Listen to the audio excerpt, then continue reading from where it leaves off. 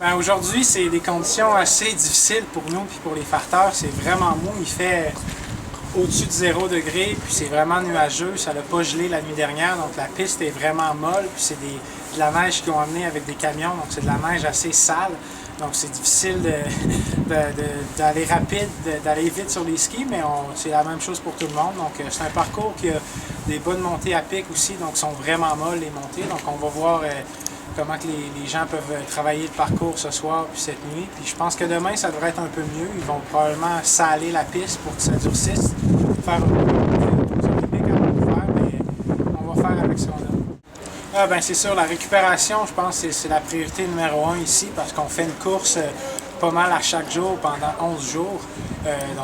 Pour moi, la chose la plus importante au niveau de la récupération, c'est l'alimentation. Donc, immédiatement, quand je passe le fil d'arrivée, j'ai une bouteille avec une boisson de récupération que je prends tout de suite après l'arrivée. Puis après ça, on change, je mets des vêtements secs pour ne pas tomber malade puis sauver de l'énergie.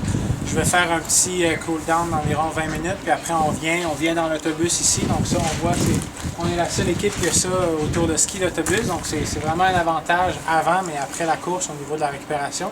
Puis après, on retourne à l'hôtel, on fait des bains contrastes, chaud-froid. On a de la massothérapie, on utilise des vêtements de compression.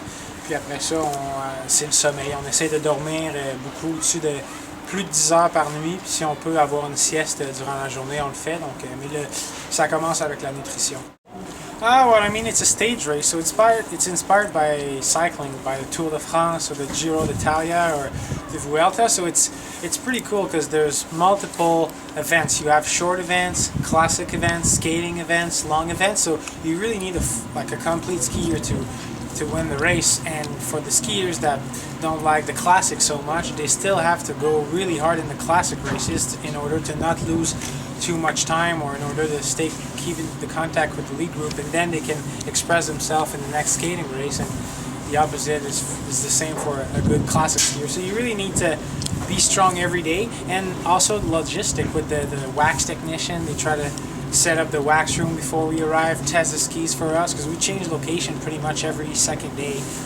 So this is pretty challenging for the team, for the staff, for everybody. So you need a strong team and you need a complete skier in order to be in the top 10.